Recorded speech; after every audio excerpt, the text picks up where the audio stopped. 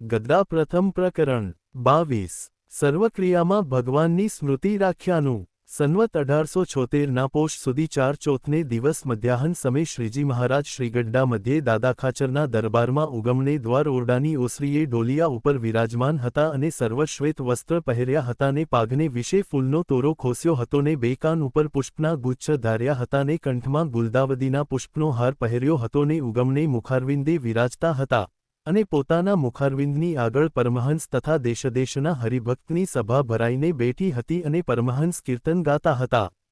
પછી શ્રીજી મહારાજ બોલ્યા, જે સાંભળો, એક વાત કરીએ. ત્યારે સર્વ પરમહંસ ગાવું રાખીને વાત સાંભળવા તત્પર થયા.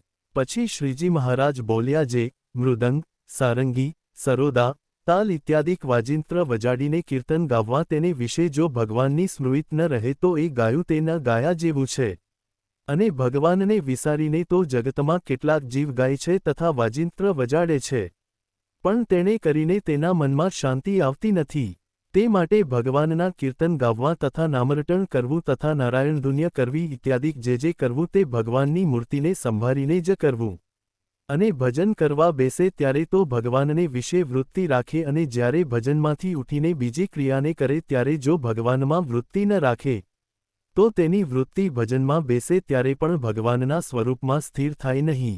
માટે હાલતા, ચાલતા, ખાતા, પિતા સર્વ ક્રિયાને વિશે ભગવાનના સ્વરૂપમાં વૃત્તિ રાખવાનો અભ્યાસ કરવો તો તેને ભજનમાં બેસે ત્યારે ભગવાનમાં વૃત્તિ સ્થિર થાય. અને જેને ભગવાનમાં વૃત્તિ રહેવા લાગે તેને તો કામકાજ કરતે પણ રહે. અને જેને ગાફલાઈ હોય તેને તો ભજનમાં બેસે ત્યારે પણ ભગવાનમાં વૃત્તિ ન રહે. તે માટે સાવધાન થઈને ભગવાનના સ્વરૂપમાં વૃત્તિ રાખવાનો અભ્યાસ ભગવાનના ભક્તને કરવો. એટલી વાત કરીને શ્રીજી મહારાજ બોલ્યા, જે હવે કીર્તન ગાઓ. ઇતિ વચનામૃતમ 22 અવાજ અવનવા ભક્તિ મેં વિડિયો માટે વિડિયો કો લાઇક અને અમારી ચેનલને સબસ્ક્રાઇબ કરો અને બેલ આઇકન દબાવો જેથી સૌથી પહેલા વિડિયો તમારા સુધી પહોંચે.